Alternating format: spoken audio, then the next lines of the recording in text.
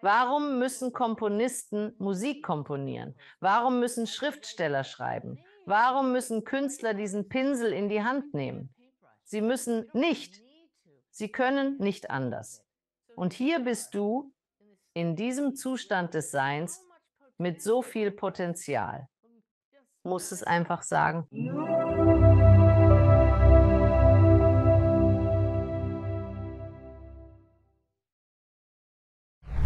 Willkommen zurück in der Sendung, amtierende Championess Susanne Gehsmann. Wie geht es dir, Susanne?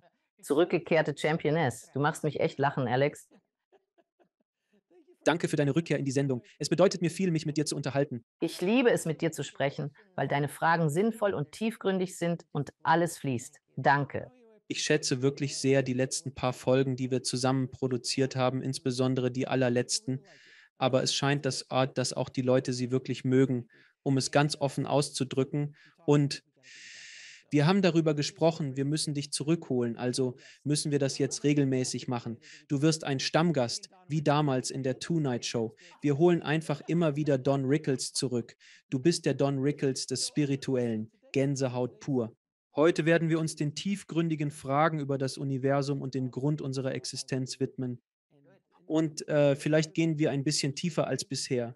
Ich denke, das wird ein sehr interessantes Gespräch. Also meine erste Frage an Sie lautet, was ist aus Ihrer Sicht das Wesen des Universums und unsere Stellung darin? Nun, Sie möchten vielleicht nicht meine Perspektive hören, die ich in tiefer Meditation und auch in alltäglichen Gesprächen mit meinem Team von geistigen Führern sowie mit der höchsten Instanz, die ich als Quellenfreude bezeichne, erlangt habe. Ich pflege regelmäßige Dialoge mit dieser Freude. Die Natur unserer Realität ist tatsächlich eine Projektion, ähnlich einem Hologramm dieses einen vereinten Geistes. Es gefällt mir, dass Sie ein Shirt mit der Aufschrift Einheit tragen. Von hier aus scheint es, als wäre Ihr Hemd offen, doch es ist das Mikrofon, das das Wort Einheit verdeckt. In der tiefsten Ebene existiert das Absolute. Es ist das Einzige, was wirklich real und unveränderlich ist, während alles andere, Empfindungen, Gedanken, Gefühle, nur Erscheinungen im Bewusstsein sind. Einfach Zeug, das im Geist entsteht. Wir sind alle nur begrenzte Aspekte dieses einen Bewusstseins. Deshalb sprechen Menschen seit jeher von Gott, dem Ich Bin. Ich Bin ist das Bewusstsein unserer Existenz. Und das passiert, wenn du bewusst bist, wenn du Bewusstsein hast. Du weißt, du existierst. So teilen wir das mit der einen Wirklichkeit Ich Bin. Erkennen wir, dass wir verbunden sind. Es verändert alles für uns, wenn wir lernen, die vergängliche Realität nicht zu ernst zu nehmen. Doch es gibt eine tiefere Ebene, auf der wir uns begegnen. Wie Rumi sagte, jenseits von Recht und Unrecht, von richtigem und falschem Handeln, existiert ein Feld, ein gemeinsames Bewusstsein. Dort treffe ich dich, um funktionierende Lösungen zu finden. Das ist für mich so kraftvoll. Wie kommen wir also zu dem Feld? Vertraue zumindest darauf, dieses Wissen in dir, dass es mehr als nur das hier gibt. Wir wissen es. Es treibt uns an. Wenn wir sagen, ich kann nicht mehr, wissen wir, es gibt mehr. Wir wissen, es gibt Besseres. Wie die Blume, die durch den Riss im Gehweg wächst. Sie strebt dem Licht entgegen. Wir wissen, es gibt Licht, denken aber, es sei außerhalb. Doch ist es nicht. Es ist in uns allen. Es ist jener Aspekt des Bewusstseins, durch den wir Leben erfahren. Also blendest du die Außenwelt aus. Wie? Beobachte mich. Gut, oder? Es ist ziemlich einfach. Schließe deine Augen, nimm dir Zeit, um alle Ablenkungen dieser Realität auszublenden, die dich wie ein Magnet an das Drama binden, und sage dir, okay, ich möchte diese andere Wirklichkeit kennenlernen. Du kannst ziemlich schnell dorthin gelangen, wenn du Psychedelika verwendest. Das höre ich und das lese ich in einigen seriösen Büchern von Leuten, die wiederholbare Experimente damit gemacht haben. Aber ich wähle eher den langsamen und leichten Weg und den vorhersehbareren Weg der Meditation, Kontemplation, Achtsamkeit mit Absicht, um größere Realitäten kennenzulernen. Du kannst diese Erfahrung machen. Es ist wirklich interessant, denn obwohl ich selbst nie Psychedelika konsumiert habe, faszinieren sie mich sehr, weil das Potenzial dessen, was sie bewirken können. Und ich habe mit vielen Menschen gesprochen, die Psychedelika genommen haben. Und es gab noch keinen, dessen Leben danach nicht vollkommen verändert wurde. Entweder Ayahuasca oder ein kontrolliertes Psychedelikum unter ärztlicher Aufsicht. Neulich sprach ich mit einem Yogi, der meinte, wenn du ein Psychedelikum nimmst, platzt du im Grunde in einen Raum, in den du nicht eingeladen wurdest. Und du kannst nur für eine kurze Zeit bleiben. Das hat Ram Dass gesagt. Er meinte, ich habe mein ganzes Leben lang Psychedelika genommen und war es leid, immer zurückzukommen. Ich wollte die ganze Zeit dort sein und dann traf er den Maharishi, der die ganze Zeit dort war. Also stimme ich dir zu. Die langsamen meditativen Wellen, die sich von dieser Realität lösen und doch die Erfahrungen. Sind letztendlich dasselbe. In der Meditation kannst du sie verbinden und nicht jede ist friedlich und glückselig, denn sie konfrontiert mit dem, was betrachtet werden sollte. Aber bei Psychedelika, wie ich las, sind die Erfahrungen viel intensiver. Also rührst du auf, wirst verängstigt und musst dich übergeben, was ich unangenehm finde. Ebenfalls, Nicht absichtlich, aber in der Meditation, meine Güte.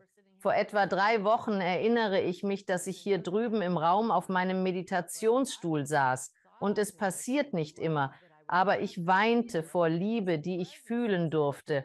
Und dieser Präsenz, die sagte, das bist du und das bin ich. Und das ist die höchste Wirklichkeit, wie wertgeschätzt wir alle sind. Und wir.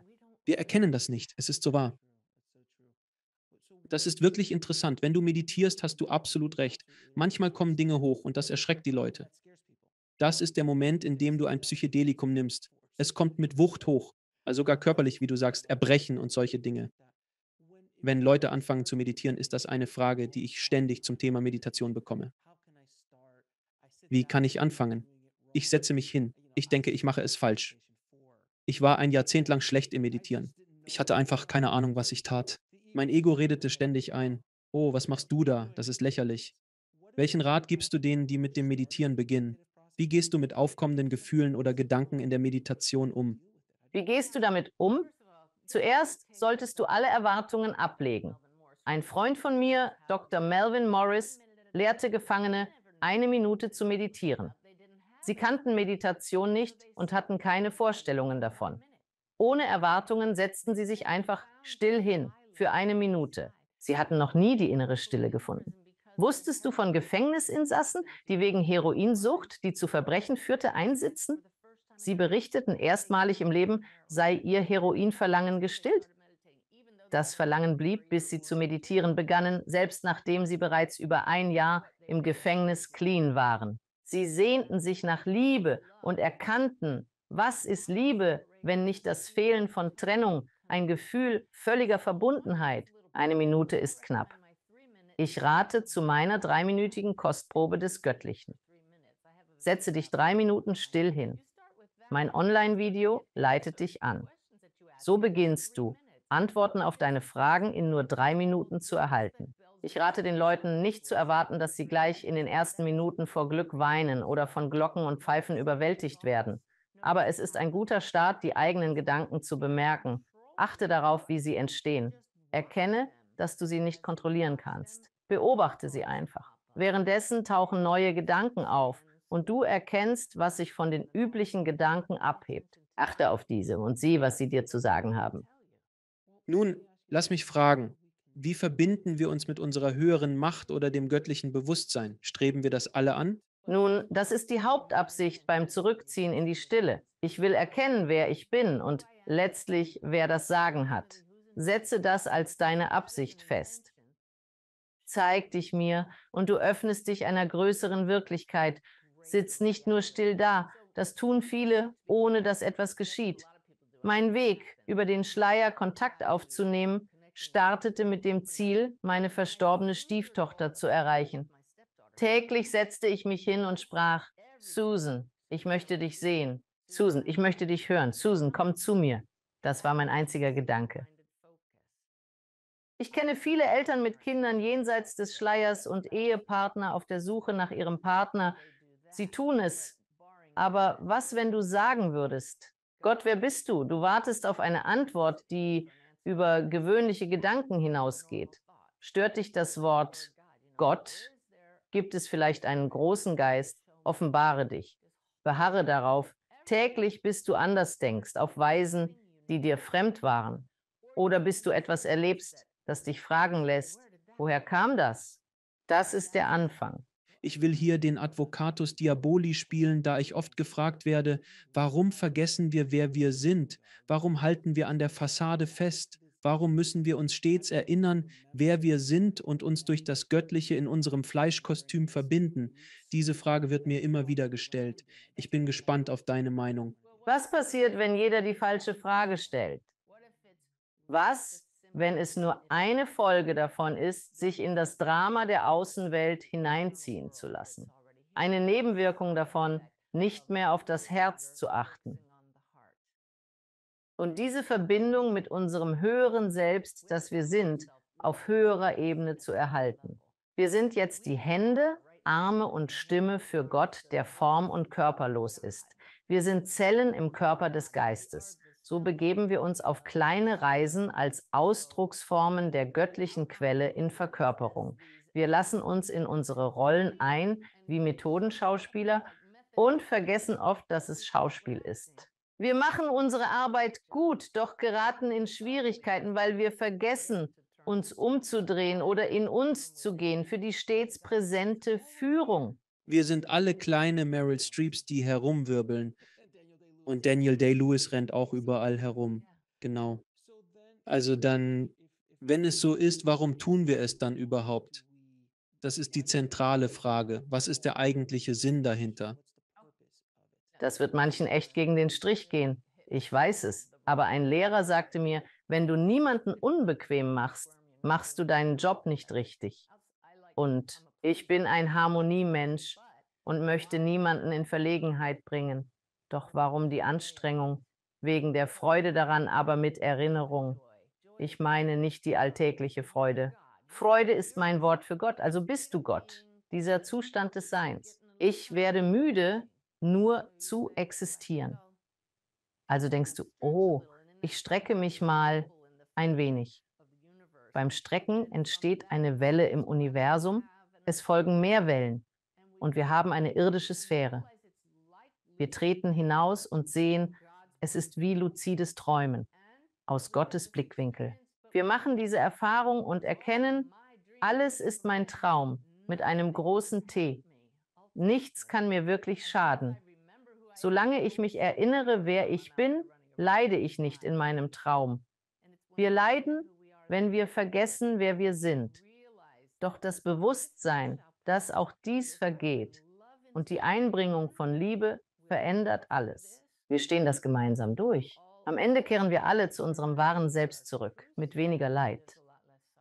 Nun, du hast etwas wirklich Interessantes erwähnt. Du meintest, wir seien alle Ausdrücke Gottes, kleine Akteure, die umherlaufen, Gottes Gefühle erforschen. Und das ist auch eine Frage, die mir oft gestellt wird. Warum sollte Gott uns verschiedene Dinge zu erleben oder zu experimentieren, wie ein großes Experiment? Also ich liebe, wieder ist es eine Frage. Gott braucht nichts, aber hier ist ein anderer Ansatz. Warum müssen Komponisten Musik komponieren? Warum müssen Schriftsteller schreiben? Warum müssen Künstler diesen Pinsel aufnehmen? Sie müssen nicht. Sie können nicht anders. So stehen sie da, in diesem Zustand voller Potenzial. Sie müssen sich einfach und verständlich ausdrücken. Sie entfalten sich als Welten über Welten über Welten, denn das ist ihre Schöpfung. Dann beurteilen Sie, das hat funktioniert, das hat nicht funktioniert. Lassen Sie uns es immer wieder versuchen. Okay, das ist eine hervorragende Antwort. Nun, während wir da sind, gibt es Leiden und es gibt Schmerz, den wir durchmachen. Ich bin der Überzeugung, dass Schmerz und Leid große Lehrmeister sind. In meinem Leben waren sie es definitiv. Oh ja, Aber viele Menschen sehen das nicht so. Was würden Sie den Zuhörern sagen, die gerade Leid, Schmerz oder Verlust durchmachen, so wie Sie es damals mit Ihrer Stieftochter erlebt haben? Die Wut, all diese Dinge. Wie gehen Sie damit um? Wie gehen Sie vor? Jede Herausforderung, jeder schmerzhafte Vorfall ist eine Chance zu wachsen und stärker zu sein. Es ist schrecklich, das zu sagen. Schmerz ist was? Leiden ist optional. Schmerz ist obligatorisch. Ich weiß nicht. Aber Schmerz, da kommt man nicht drum herum. Er gehört zum Leben. Aber Leiden muss nicht anhalten. Sobald du erkennst, wir können wählen, wie wir Schmerz sehen. Warum gerade mir, wenn etwas passiert? Das ist der springende Punkt, Alex. Wenn du die Realität ablehnst, wenn du nicht akzeptierst, das passiert gerade, jetzt, was werde ich dagegen tun? Dann wirst du leiden. Das ist einfach Fakt. Aber wenn du okay sagst, das ist wirklich mies. Ich kann das nicht kontrollieren, aber das ist meine Realität. Geist, hilf mir. Zeig mir, wie ich das möglichst schmerzlos überstehen kann. Es ändert alles. Du bist nicht allein. Und wir müssen uns anpassen, um Hilfe bitten und akzeptieren, was geschehen ist. Es ist real. Der Schmerz kommt von der Ablehnung zu sagen, das sollte nicht so sein. Natürlich zögen wir es vor, wenn es anders wäre, aber es ist nun mal so. Du hast völlig recht. Wenn der Baum auf das Auto fällt, gibt es nichts. Nichts, was du sagst oder tust, ändert den Fakt, dass der Baum auf dein Auto gefallen ist. Weißt du was? Es tut gut, sich mal richtig auszukotzen und zu beschweren. Oh, wirklich? Ja, wir machen das. Doch dann kommt der Moment, wo du sagst, okay, das ist vorbei. Jetzt hilf mir, es anders anzugehen. Der beste Ratschlag, den ich für alle Situationen bekam, ist das nicht interessant? Ich ließ es auf Kaffeetassen, Aufkleber, einfach auf alles drucken. Jeder bei meinen Retreats oder Workshops wird gefragt, was ist der Satz? Sie heben die Hand und sagen im Chor, ist das nicht interessant? Es klappt bei Kleinigkeiten, bei großen Dingen und selbst bei dem, was wir Katastrophen und furchtbare Ereignisse nennen. Man atmet durch und sagt, ist das nicht interessant? In dieser Pause, Alex, erkennst du, dass du eine Wahl hast. Ich kann ablehnen, im Menschsein verharren, schlafend wie im Traum oder zum Bewusstsein erwachen und sprechen. Zeig mir den besten Antwortweg, denn ich weiß es nicht. Und ich will das wirklich gründlich verstehen, denn du hast mehrmals erwähnt, ich solle um Hilfe bitten. Viele tun das nicht. Sie fragen nicht und erhalten keine Hilfe, wenn sie nicht darum bitten. Denn in vielerlei Hinsicht ist das meine persönliche Erfahrung. Oft basiert es auf meiner ganz persönlichen Erfahrung. Ja, man wird geführt. Man erhält Hilfe auf seinem Weg. Aber wenn man an diesen Punkt im Leben kommt, so wie ich kurz vor der Pleite, und ich konnte keinen Job finden und nichts tun, und ich dachte mir, bis ich schließlich zu Gott rief und sagte, Gott, wenn du mir nicht hilfst, werde ich hier pleite gehen. Ich werde diese Papiere unterschreiben. Also, du solltest besser. Ich sagte nicht, du sollst besser sein, sondern ich brauche Hilfe. Wenn du mir nicht hilfst, unterschreibe ich diese Papiere zum Selbstschutz. Am nächsten Tag erhielt ich einen Jobanruf. Erstmals dachte ich, oh, ich muss um Hilfe bitten. Durch den Schmerz bis an den Rand zu gehen, hast du gelernt. Dann sagst du, wow, es hat funktioniert. Ich denke, es ist Teil dessen, was ich meinte. Die Führer sagen, deine Gefühle sind unwichtig, aber es ist wahr. Es ist Teil des Plans. Wenn wir lernen, dass wir nicht allein sind und Hilfe haben und uns daran erinnern zu fragen, wird es uns immer mehr zuteil und natürlich automatisch um Unterstützung zu bitten. Es ist eine Partnerschaft. Und genau das ist es. Viele Menschen glauben, sie seien allein. Das ist dieser Teil der Täuschung, der Trennung, dass wenn du verstehst, nein, du hast Führer um dich herum, die dir helfen, du hast Engel, die dir helfen. Es gibt einen Plan, du bist nicht allein. Das ist mein erwachter Weg. Lehren an zweiter Stelle. Das erste Prinzip, du bist mehr als ein Mensch. Das zweite, du bist Teil eines großen Netzes, das alles verbindet, nicht nur uns, sondern auch über den Schleier hinweg von Welt zu Welt. Und Nummer 3, die schöpferische und heilende Kraft mit einem großen F, ist die Liebe. Es gibt nichts, was Liebe nicht heilen kann. Klingt nach Pollyanna, nicht? Ich bin der pensionierte Marinekommandant und kenne das Gegenteil von Liebe. Ich weiß. Aber wirklich, wenn du Liebe in eine Lage einbringst, die Liebe, die vollkommene Verbundenheit bewusst macht, kein Pollyanna, bedingte Liebe, sie besteht immer fort, eine Situation verbessern. Wenn wir schon dabei sind, Angst und Negativität sind Probleme in unserem Leben, mit denen wir alle umgehen müssen. Wir haben Angst, das passiert. Und du? Das liegt daran, dass du im rein menschlichen Modus feststeckst. Richtig. Wie überwindest du es also? Du gehst den Weg des Erwachens. Ich begreife die Lehren nicht, sagst du. Erkenne nicht mehr als ein Mensch zu sein. Folge daher den 3 E's des Pfades. Erstens, vertiefe dein Verständnis der größeren Realität. Sieh dir weitere Programme von Alex an. Erweitere dein Wissen durch das Anschauen von YouTube-Videos, das Lesen über das Jenseits und das Erlernen von Meditationstechniken. Das zweite E, Erfahrung. Erlebe die erweiterte Realität durch Meditation und Praktiken, die dein Bewusstsein erweitern. Das dritte, Eingliederung, höheres Bewusstsein ein, indem du um geistige Führung bittest. Frage in der Meditation, ob du einen spirituellen Führer hast und bitte um ein Zeichen deiner Anwesenheit. Das ist Eingliederung. Höhere Wesen, betet. Diese 3 Dinge sind nicht linear. Nutze einfach, was in dem Moment aufkommt. Bildung, Erfahrung, Einbindung. Sie führen dich zu der Erkenntnis, dass du nicht nur ein Mensch bist, und dann wird dir bewusst. Es gibt nichts zu befürchten, denn letztendlich gibt es keinen Tod des Geistes. Das ist die größte Angst. Also kommst du wirklich an einen Punkt, an dem es dir egal ist, was andere denken, was du glaubst. Ich meine, meine Furchtlosigkeit in meinem Leben ist so befreiend. Ich bin ein so anderer Mensch als vor Jahrzehnten. Nein, ich stimme dir voll und ganz zu.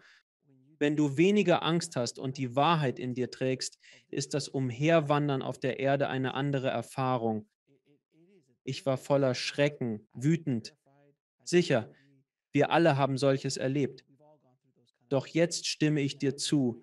Es befreit zu wissen, dass ich keine Furcht vor dem habe, was als nächstes kommt. Wird der Hammer fallen oder sowas? Ich mache einfach weiter. Der Körper ist noch programmiert, oder? Du hast immer Angst, wenn dir jemand eine Waffe ins Gesicht hält. Oder ein Tiger? Du bist kurz davor, einen Unfall zu haben, siehst ihn beinahe geschehen. Du erlebst, wie der Unfall sich anbahnt, doch bewusst hältst du inne und denkst, wow, ich bin mehr als nur ein Mensch. Hilf mir bitte hier, wechsle. Und das ist einer der Gründe, warum ich glaube, dass Geschichten von Nahtoderfahrungen so beliebt sind. Denn die Menschen möchten spüren, dass es etwas auf der anderen Seite gibt. Und diese Geschichten bestärken das immer wieder. So nach dem Motto, du bist nicht allein. Es ist alles Liebe. Es geht um Liebe. Du bist verbunden, so etwas in der Art.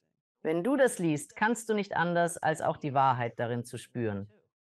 Ich erinnere mich daran, wie ich auf dem Tisch eines Heilers lag und in einen erweiterten Bewusstseinszustand überging.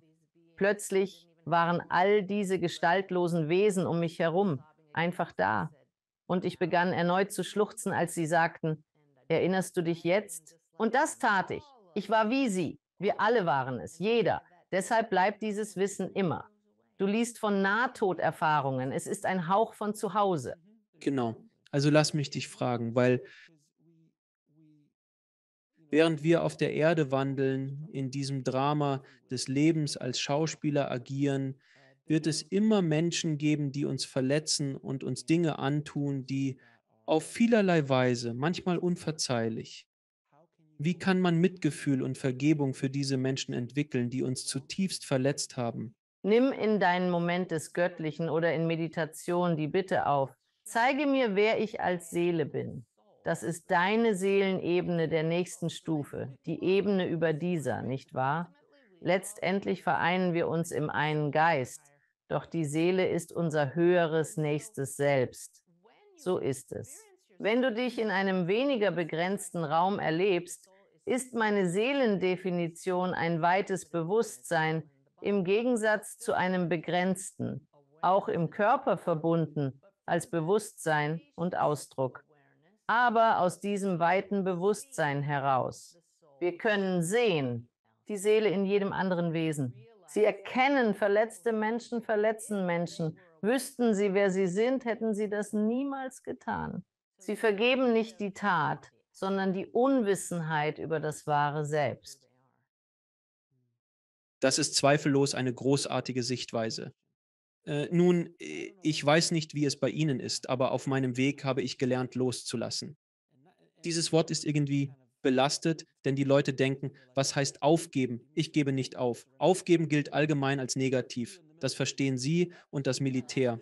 Aufgeben ist keine gute Sache, aber wenn man sich dem Weg ergibt, ergibt man sich Gott, dem Universum, dem Plan, den man quasi vor sich ausgelegt hat. Wie können wir das öfter tun? Denn als ich es tat, Magie geschah. Türen sprangen auf. Alles wurde so viel einfacher. Oh mein Gott. Ohne dass ich es versuchte, werde ich es auf meine Weise durchziehen. Ich muss alles kontrollieren. Es ist nicht so, dass du die Arbeit nicht tust. Du machst sie weiterhin. Du musst erscheinen, Holz hacken, Wasser tragen. Doch dein Weg wird gleichsam für dich geleitet. Wie kannst du das intensivieren? Beginne damit, nach Zeichen zu fragen, wenn du dich verbindest.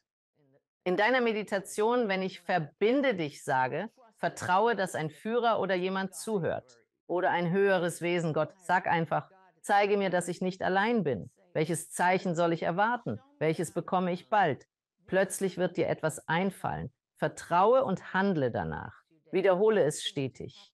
Du wirst deine Zeichen weiterhin erhalten und Vertrauen aufbauen.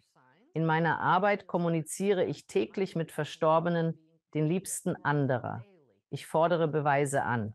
Die Beweisfülle, ähnlich einem Gerichtsverfahren, hat jeglichen Zweifel in mir ausgelöscht, dass wir auf vielfältigen Ebenen mit zahlreichen Wesen verbunden sind. Also, wir haben einfach die Frage ganz verloren, Alan.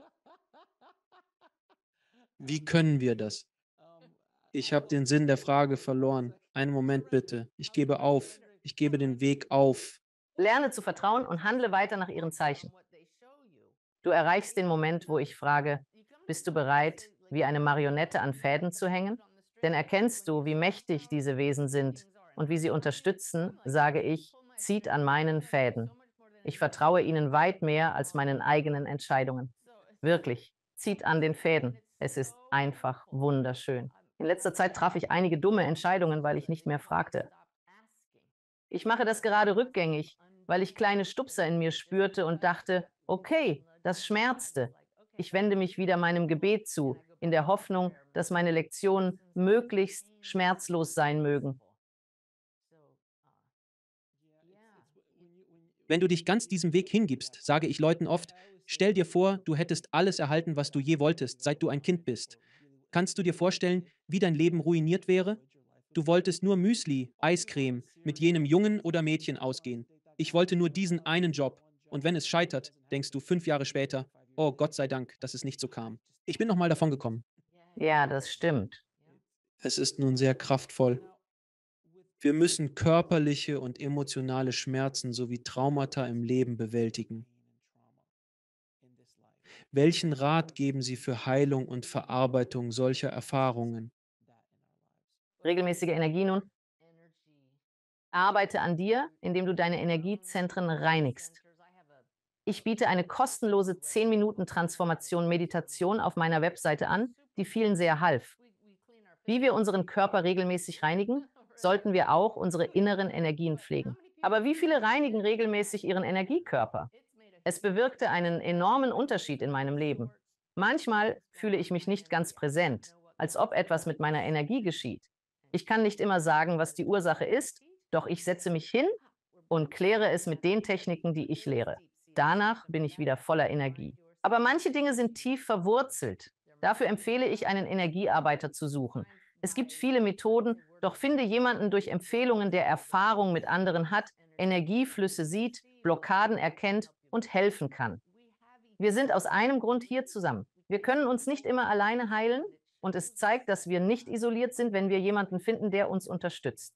Jetzt, ich habe um mich herum viele Gurus und Buddha und Jesus und solche Gestalten und sie werden die Erleuchteten genannt.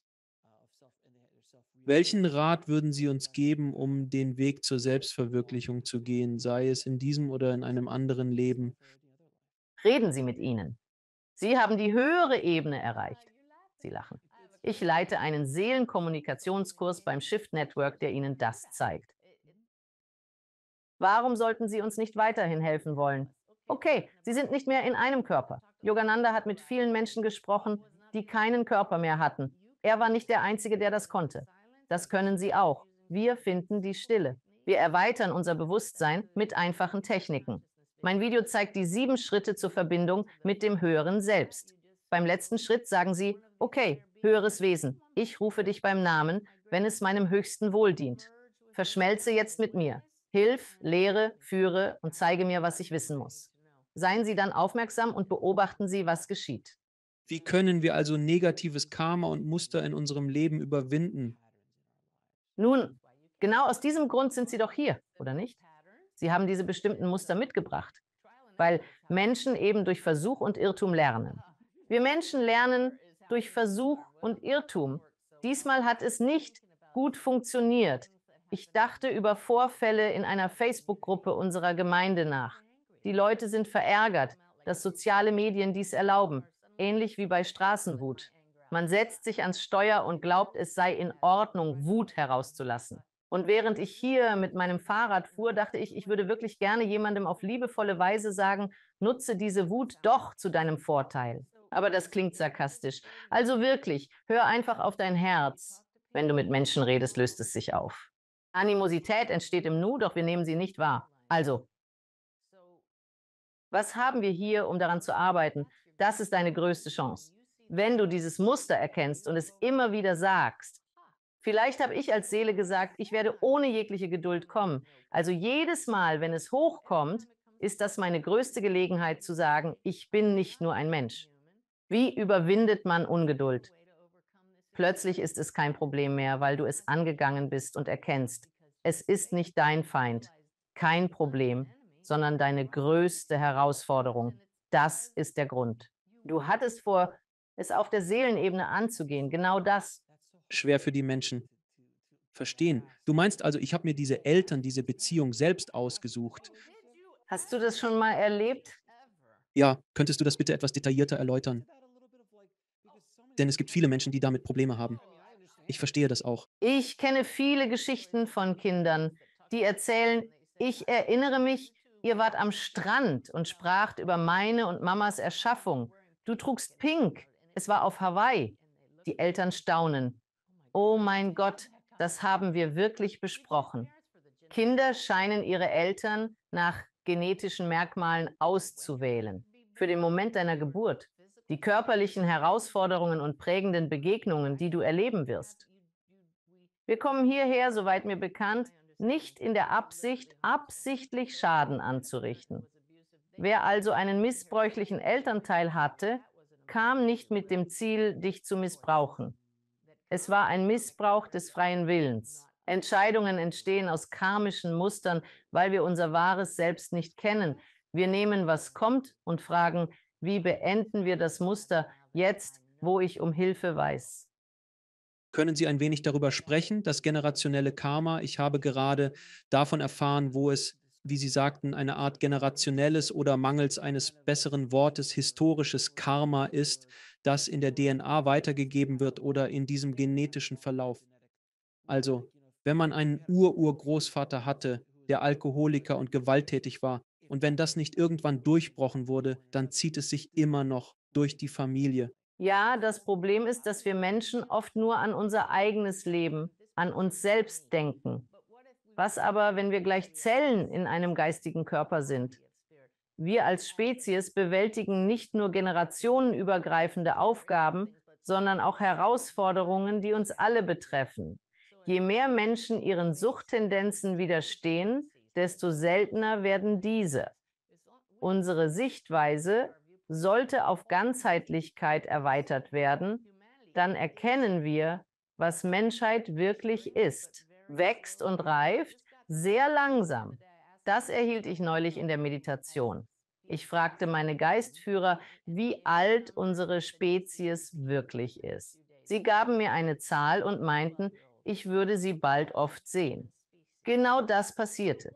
Sie meinten, wir seien wie Zwölfjährige. Als Menschheit kein Wunder, denn das waren wir mal. Fünfjährige, die sich umbringen, oder? Aber immerhin sind wir nun so weit. Wir stecken in der Pubertät. Kein Wunder, dass es so viel Aufruhr gibt. Doch wir wachsen. Ziel ist, ganz erwachsen zu werden, um uns mit Respekt und Liebe zu begegnen. Ich weiß, ich bin vom Thema Karma abgekommen, aber es treibt uns an, uns zu entwickeln, einzeln und als Gruppe. Was siehst du in den kommenden Jahren für den Zwölfjährigen? Wird sehr schnell weiter aufwachsen. Aber es ist chaotisch, oder? Die Adoleszenz ist extrem chaotisch. Und deshalb sehe ich das Chaos nicht sofort nachlassen. Aber als Individuen erinnern wir uns daran, wer wir sind und handeln aus Liebe heraus. Definitiv besteht Hoffnung für uns. Es besteht kein Zweifel daran, denn man muss quasi durch diese Art ekliges erleben, um zu wachsen. Pubertät ist echt ätzend. Oh, wirklich? Ja. Manchmal ist das Leben echt beschissen. Ich war auch total neben der Spur.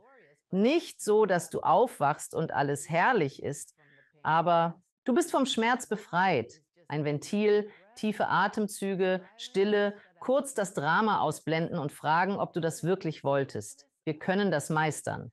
Lass uns über Karma und generationenübergreifendes Karma sprechen.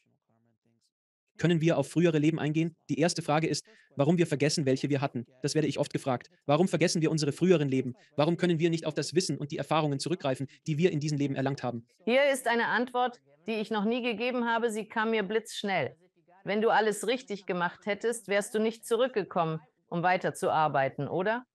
Fokussiere dich nicht auf das frühere Leben. Du bist jetzt hier. Ram Dass sagt, sei hier, jetzt, richtig? Es mag Einblicke geben, warum Neigungen übertragen wurden, doch arbeite an dem, was jetzt ist. Nun, bist du jemals auf all deinen spirituellen Reisen mit deinen Führern in frühere Leben zurückgekehrt oder weißt du über diese Bescheid? Ich zweifelte einst an der Idee der Rückführung in frühere Leben. Es war weder meine Stärke noch mein Interesse. Doch mein spiritueller Führer offenbarte mir ein vergangenes Dasein, das wir zusammen hatten. Wir waren nicht romantisch verbunden, arbeiteten jedoch zusammen. Er lieferte mir konkrete historische Fakten zu diesem Leben. Er deutete auf ein Muttermal an mir, das ich erkannte. Es war eine Verletzung der Person, die er behauptete, ich sei. Es erklärte vieles in meinem Leben. Die Details behalte ich für mich, bis auf die Tatsache, dass mein Mann und ich, wie man in England sagt, platt waren. Es war überwältigend. Details über historische Ereignisse, die wir unmöglich kennen konnten. Und da war es. Ob das nun wirklich passiert ist oder nicht, spielt keine Rolle. Es war unglaublich, aufschlussreich und erklärte hier so einiges, also nutze es. Das ist wirklich ein guter Punkt. Sicher erhältst du manchmal Kommentare zu deinen Videos, die nicht die positivsten sind. Ein paar hier und ein paar dort. Lass mich was dazu sagen. Früher hat es mich aus dem Gleichgewicht gebracht, aber dann wurde mir klar, ich habe keine Kontrolle über Kommentare anderer. Warum sollte mich das stören? Ich sehe ein Video und lese vielleicht 10 Kommentare, um ein Gefühl zu bekommen. Ist das hilfreich? Habe ich meine Mission erfüllt? Großartig. Dann werde ich denen, die es aus einem anderen Blickwinkel sehen, keine Bedeutung beimessen. Liegen sie falsch? Sind sie schlecht? Nein, das ist ihre einzigartige Sichtweise. Wir können nicht alle gleich sehen. Nun, der Grund, warum ich das sage, ist, weil du hast etwas wirklich Wichtiges gesagt. Ich hoffe, die Leute hören zu. Egal, ob dir gefällt, worüber wir sprechen oder nicht. Du bist immer noch hier, also bist du neugierig. Auf die eine oder andere Weise, wenn da etwas ist, das mit dir auf einer schwingungsmäßigen Ebene oder auf einer tieferen spirituellen Ebene resoniert, nutze es. Diese Nahtoderfahrungsgeschichten, sind sie echt? Sind sie erfundene Geschichten? Es ist schon ziemlich seltsam, wenn sie alle dieselbe Vorlage nutzen, aber es den Menschen ein gutes Gefühl gibt. Es macht sie zufriedener. Dann nutze es. Ja, ein Physiker hat mir eine E-Mail geschickt. Er sagte, seine Massagetherapeutin spricht ständig über Chakren und will, dass er mit ihnen arbeitet. Meine 10-Minuten-Transformation befasst sich auch mit Chakren. Er meinte, er finde keine Beweise für Chakren im Internet. Ich antwortete ihm, dass wir keine Instrumente haben, um Chakren zu messen oder zu testen, aber der Beweis entsteht beim Ausprobieren. Mach meine Meditation, folge ihren Anweisungen. Beobachte, wie du dich vorher und nachher fühlst. Gibt es eine Besserung? Wie gesagt, nutze es. Und du wirst es nicht, das liebe ich, und du wirst es nicht finden. aber Sie reden schon seit ein paar Jahren darüber, also muss etwas passiert sein. Mein Mann, ich bin mir unsicher. Er tritt auf mich zu und er blickt mich an. Er spricht, musst du vielleicht deine Chakren reinigen? Und ich denke mir nur, Ich weiß nicht. Ich weiß nicht. Das ist lustig. Das ist wirklich sehr lustig. Jetzt haben so viele von uns ein großes Problem, eines der größten, die wir im Leben haben.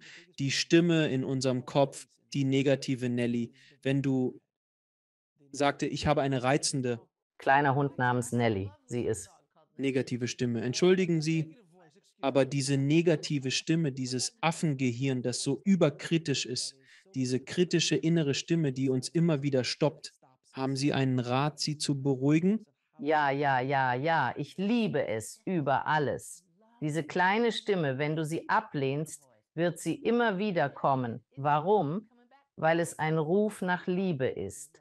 Alles, was Menschen tun, es ist ein Ruf nach Liebe. Jeder will geliebt werden. Das ist der Wunsch aller, auch von Menschen, die töten. Es ist ein Ruf nach Aufmerksamkeit, nach etwas, das sie besser fühlen lässt, was pervers sein kann. Also, wenn diese kleine Stimme in deinem Kopf Negatives sagt, sagst du, es ist in Ordnung. Was willst du wirklich? Was braucht dieses Wesen in diesem Moment wirklich? Ich glaube nicht, dass dieser Gedanke hilfreich ist, aber ich höre dir zu. Was steckt dahinter? Du begegnest deinen Gedanken mit Freundlichkeit und Neugier, anstatt es wegzuschieben. Du wirst einige Dinge aufdecken.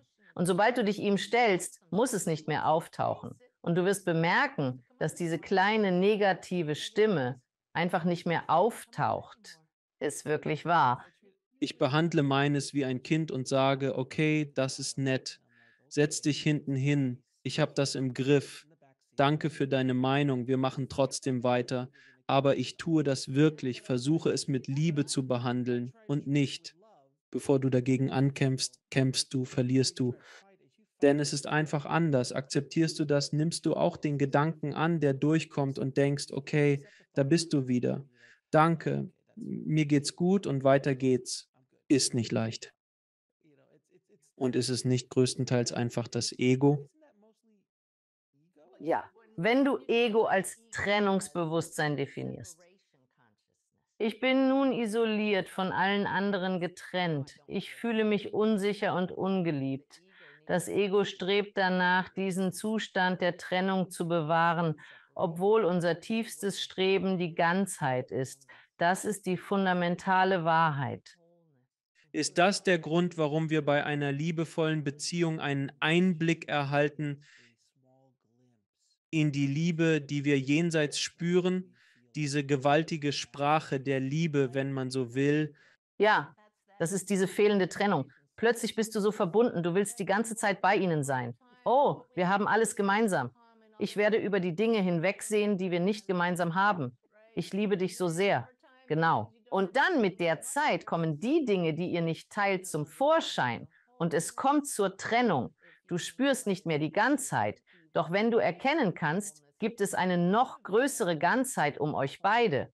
Wo ist meine kleine Münze hier? Yin und Yang, nicht wahr? Das ist eine Partnerschaft, also können sie manchmal das komplette Gegenteil von dir sein. Aber zusammen bildet ihr ein Ganzes. Also vielleicht sollen sie nicht alles mit dir gemeinsam haben. Ja. Ich habe gehört, dass Wayne Dyer einmal sagte: „Oh ja, in Beziehungen sagen alle ständig: ich liebe dich, du bist der Beste.“ Oh ja. Ah, ich liebe Suppe. Du liebst Suppe. Ich liebe diesen Film. Du liebst diesen Film. Er meint, ich gebe ihm 2 Wochen. Es ist wahr, aber ich glaube, wenn man einen Partner sucht, speziell einen romantischen Partner, ist es oft besser, in vielen Aspekten unterschiedlich zu sein, jedoch in den grundlegenden Überzeugungen übereinzustimmen. Denn wenn die fundamentalen Werte nicht harmonieren, auf einer tieferen Ebene geht es um Moral und Werte, die im Kern der Person liegen. Eine mag PC, die andere Mac bevorzugen, doch bei gleichem Kern ist das nebensächlich. Sie können nebeneinander existieren, das stimmt. In meinen Channeling-Sitzungen für wohltätige Zwecke, von denen ich eine Ende April habe, spreche ich darüber. In einer Sitzung teilte ich mit, dass, wenn du einen Partner verlässt, weil bestimmte Dinge dich stören, diese Dinge bei zukünftigen Partnern erneut auftauchen. Denn sie sind Lektionen für dich. Es geht um Karma.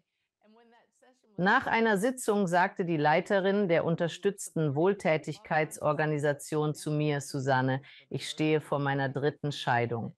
Ich glaube, jetzt verstehe ich, das ist gut. Sie sagt, du liegst richtig. Die gleichen Probleme bei jedem Mann. Vielleicht ist es nicht der Mann an diesem bestimmten Ort. Für jemanden, der seine spirituelle Reise beginnt, haben Sie Ratschläge, wie man diesen spirituellen Weg starten kann?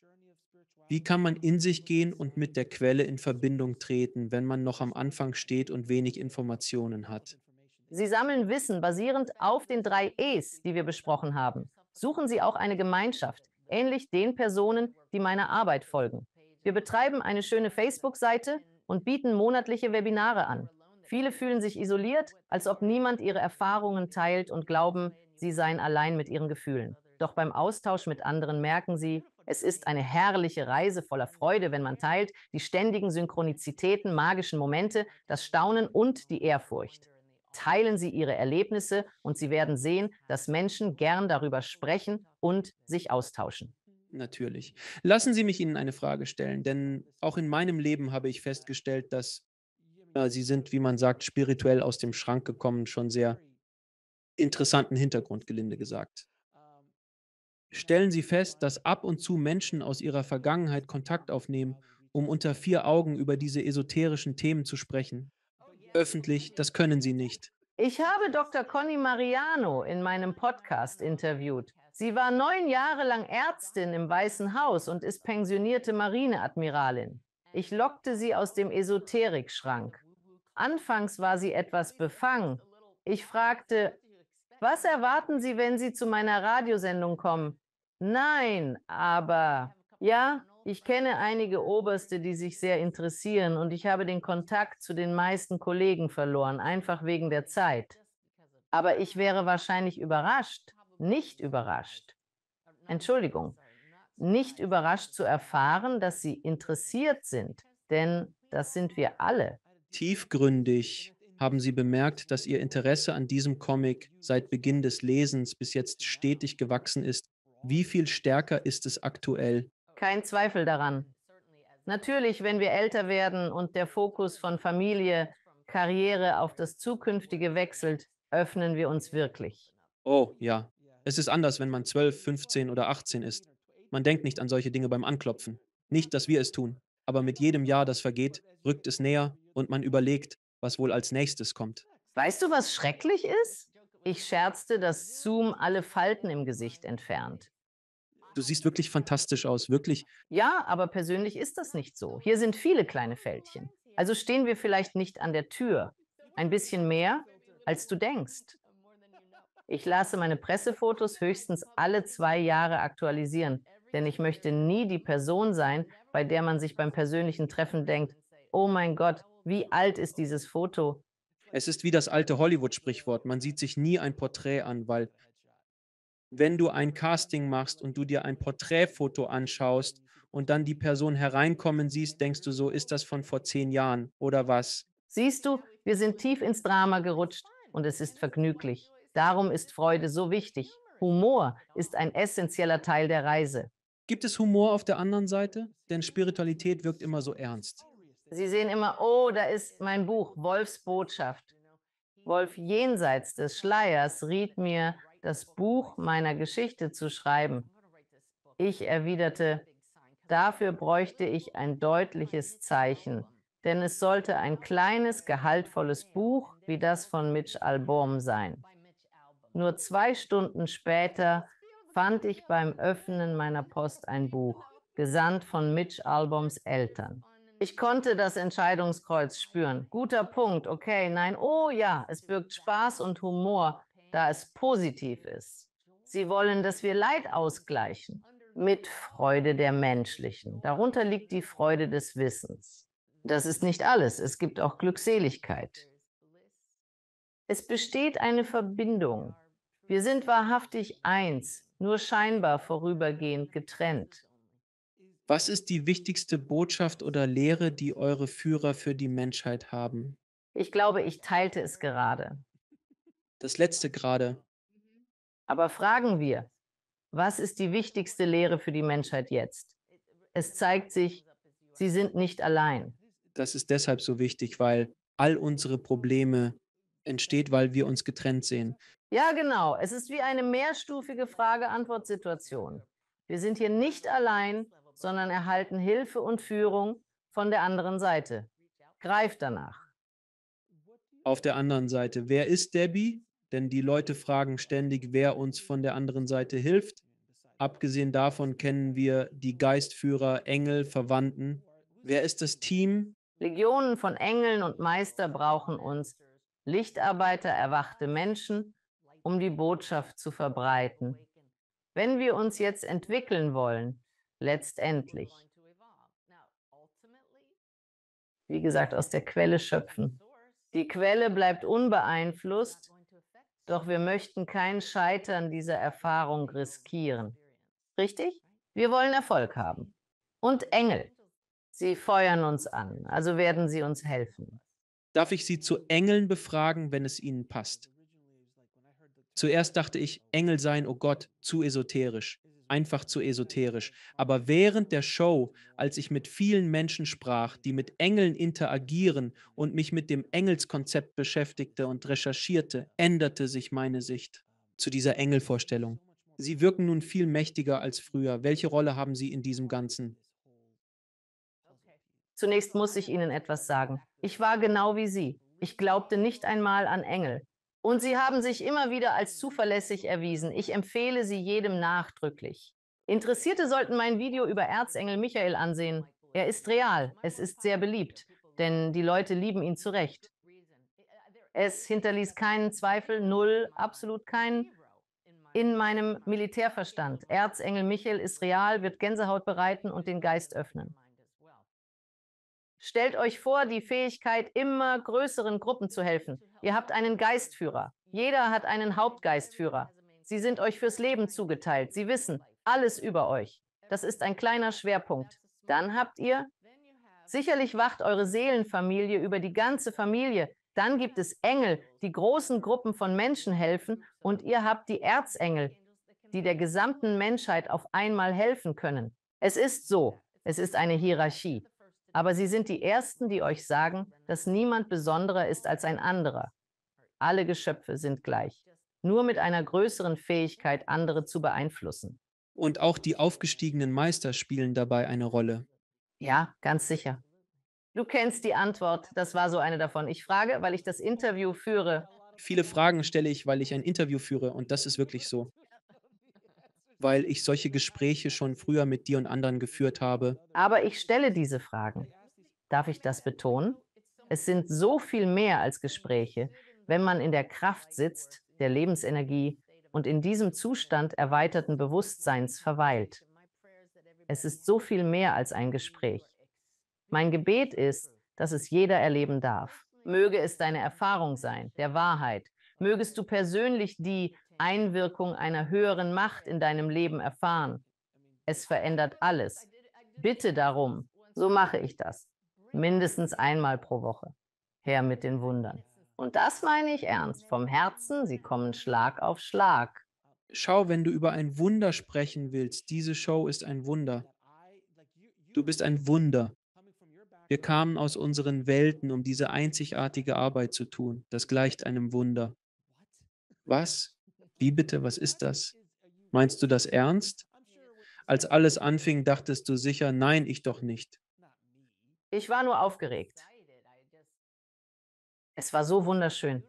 Die Fähigkeit, anderen zu dienen und ihnen zu helfen, Frieden und Freude, Liebe und Glück zu finden, das ist genau hier. Oh mein Gott, was für ein Segen. Aber es ist wirklich ein Wunder, denn hätte mir jemand 5 Jahre vor dem Erwachen oder 5 Jahre bevor ich mit dieser Sendung begann, das erzählt, hätte ich es nicht gemocht. Gehen Sie weg. Was auch immer du rauchst, ich will nichts davon. Nein, wirklich nicht. Wirklich nicht. Nun, Susanne, ich werde dir ein paar Fragen stellen. Stelle ich all meinen Gästen. Was ist deine Definition von einem erfüllten Leben? Finde deine Leidenschaft und sie anderen zu teilen. Wenn du als das kleine Mädchen, das du warst, zurückkehren könntest, welchen Rat gäbest du ihr? Verlass dich nicht darauf, dass andere lieben. Du, weißt du, bist so sehr geliebt. Wie definierst du Gott? Völlige und absolute Einheit wie dein Hemd. Was ist der höchste Zweck? Gott ist kein Hemd. Das hat jemand gesagt. Das wirkt so platt, nicht wahr?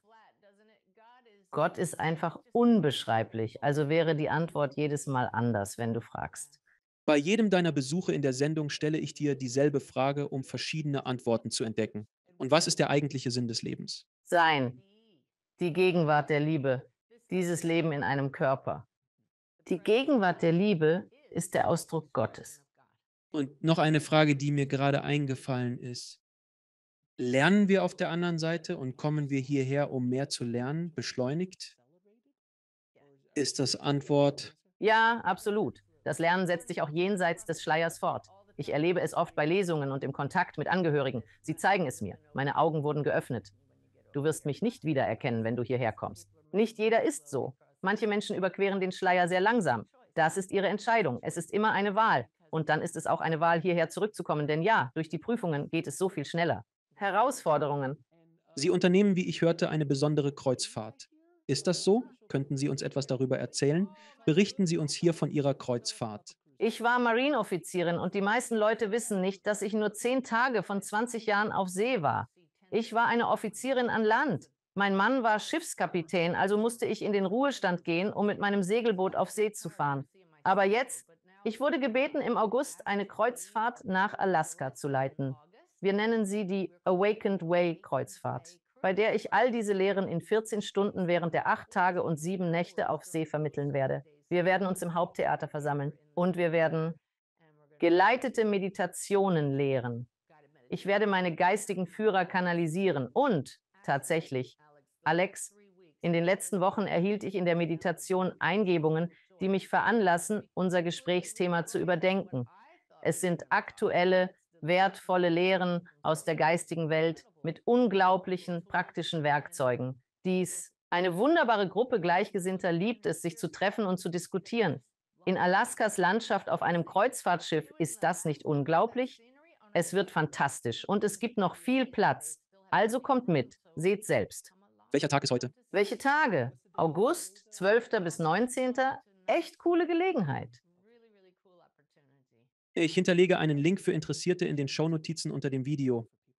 Wo können sich Leute über dich und die tolle Arbeit, die du mit deinen Guides machst, informieren? Besucht meine Webseite susangemann.com, um die Awakened Way App zu laden. Täglich gibt es kostenlose Inspiration, ständige Aktualisierungen, ein schönes Design und sogar einen Orakelknopf. Es ist unterhaltsam und voller toller Inhalte. Habt ihr noch abschließende Worte oder haben eure Geistführer letzte Botschaften für das Publikum? Das ist neu für mich. Mir wurde bewusst, dass ihr nicht in Routine gefangen seid. Eure bisherigen Muster, Programmierungen oder Konditionierungen sind irrelevant. Wir können uns sofort ändern, durch Absicht und das Bitten um Hilfe. Handelt so oft es geht aus Liebe heraus. Es wird euer Leben schneller wandeln, als ihr denkt. Türen öffnen sich. Ihr seid nicht allein. Hilfe ist da. Nehmt sie an. Susanne, es ist ein Vergnügen, so viel mit dir und dem Guide zu reden. Du bist stets willkommen. Wir sehen dich sicher vor Jahresende wieder hier. Ich schätze dich sehr und danke dir für die unglaubliche Arbeit, die du leistest, um die Welt zu erwecken. Du auch, Alex. Danke, sehr dankbar. Danke fürs Zuschauen. Klicken Sie unten auf ein Video, um fortzufahren und vergessen Sie nicht zu abonnieren.